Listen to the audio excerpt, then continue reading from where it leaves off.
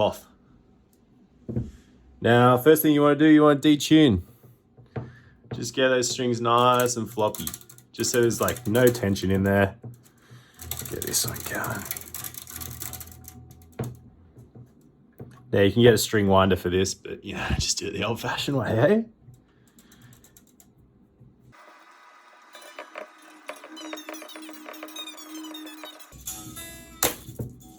It just fucking broke. So yeah, that's my hot tip. Just get really old strings, and then as soon as you detune them, they'll break, and that way you don't have to worry about detuning that one. Once they're all floppy and sounding like shit, you want your pliers with this little cutty bit in here, and then you just go to town.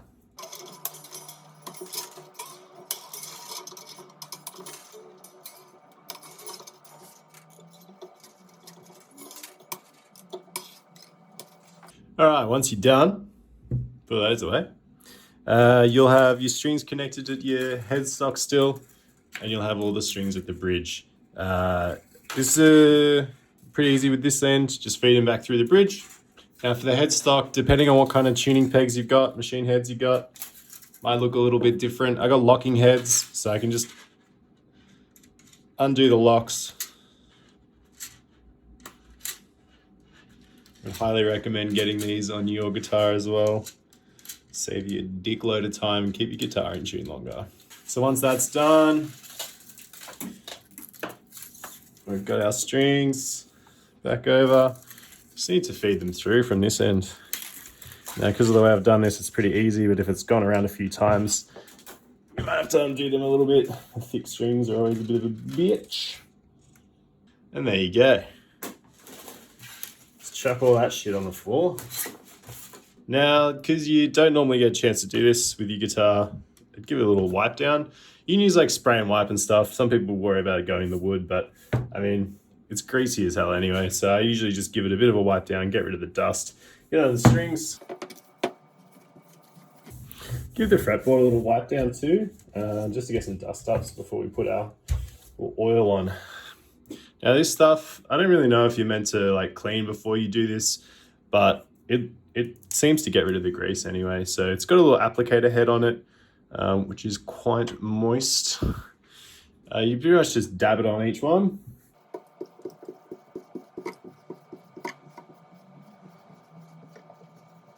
Try not to get it everywhere, you fucking slob. You can probably see that better from there then. Yeah, but then take your cloth.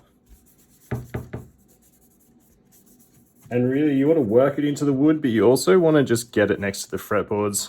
You can see it's kind of coming up there a little bit. You just get rid of that buildup of debris. Don't really want to think about it because it's disgusting.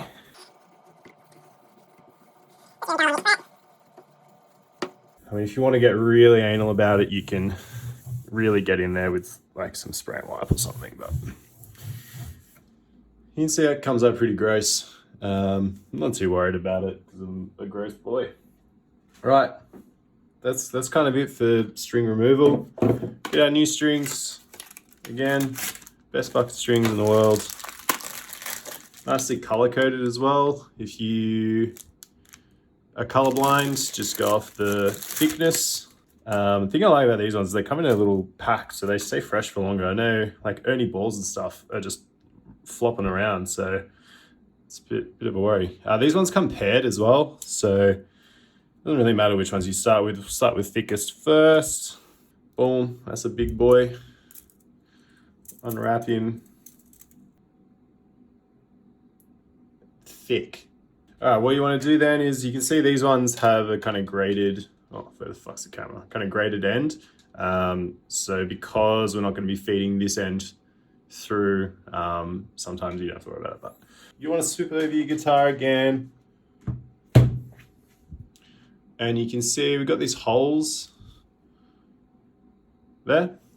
So you want to take your string, you just want to thread it through. Now remember, your guitar's upside down, so you need to start the opposite end. So we'll just feed that through the hole. And we'll flip our guitar over and grab it from the other side. So we'll just do this for one, just to demonstrate. Make sure it's not caught on anything on the other end. Sometimes they get caught on the bridge and then you have to kind of finagle it through. You want to just kind of bend it a little bit over the first bridge. Don't fight again. That just helps with the tension. So you can see the string's way longer than it needs to be, which is good. Makes things easier for us. So what we want to do is take this. We've got our little nut at the top here, fret 0. We just want to feed it through our first headstock. Cool. So it's straight. Again, give a little tug on this end. See, I got a little bit more slack out of that. Kind of pull it through like this. Now, if you don't have locking tuners, you want to give this like another inch or so back through. So kind of where my fingers are, you just feed that back through, give yourself a bit of slack and start tuning from here. And that'll just give enough string to wind through so that when you're tuning and untuning, you don't end up just with the string exposed so that it can slide through. But because we've got locking tuners, it's not an issue. So I'll pull my string through all the way. Now I'll tighten up my lock underneath. I can't bother to turn it over. And you can feel it kind of grab. I usually just turn it until it's kind of not comfortable to turn anymore. Cool. You can see that's still a floppy bitch, but we won't really worry about that. Man, I probably should have cleaned up more of that oil. Oh well. Won't really worry about that until we're tuning. Now you're just going to go ahead and string the rest of the guitar.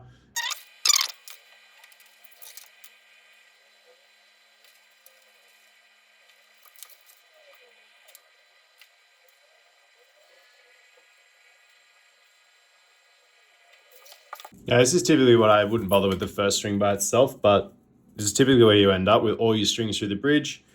Again, just give them a little pull, bring them over to the headstock, and align all your tuners. Are you Look, purple, copper. Motherfucker.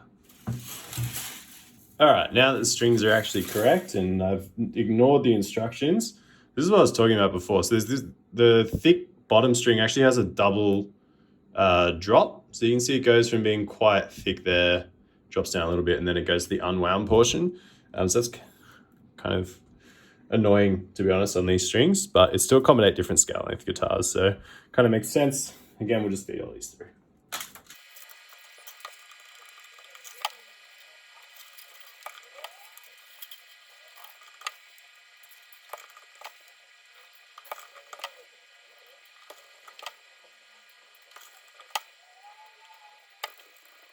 All right, so you got all your strings threaded through. I typically just check that all my locking nuts are done up, reasonably tightly. You can see on this guitar, the actual headstock machine head's not big enough to fit through the actual fat part of the lower string. So it kind of is quite loose at the start, but it doesn't really matter because we'll tighten the string and it'll go away. All right, let's tune up a little bit. So typically, I'll give this like a little tune just until they're kind of tight. You can see they'll jump around a bit, especially these bigger ones. So typically I put my finger on the nut there and you'll kind of feel the string pull through. Now, if you go on like classical strings and stuff, it matters how you wind this bit because you want to kind of lock it around itself. But for us, as soon as there's kind of that amount of tension where it's actually holding a note, that's good enough for me. So you can see it's kind of like almost a full turn. For those ones, that one's way faster. We'll just go through. Again, if you don't have locking tuners, you'd want a bit more slack there because obviously it's going to start running through for anything less than like a 180-degree angle. So make sure you turn these the correct way. You don't want to make them go backwards. I actually find it really hard to tune like this, but I'm just doing it for the camera because I always get confused. But typically on headstocks where your tuning pegs are arranged like this, they go kind of from inside out when you're looking down. And if they're all in a row, then they all just go the same way. And usually it's left is a upper tune. So again, really not trying to get any kind of correct note out of these, just really want to get some tension in there. And then what I like to do, just because sometimes, I don't know, sometimes you can get things caught and you think you've kind of pulled the string through, but you haven't really, is just bend all the strings. So I usually go like this over the pickups, and you'll hear it kind of pop and click into place.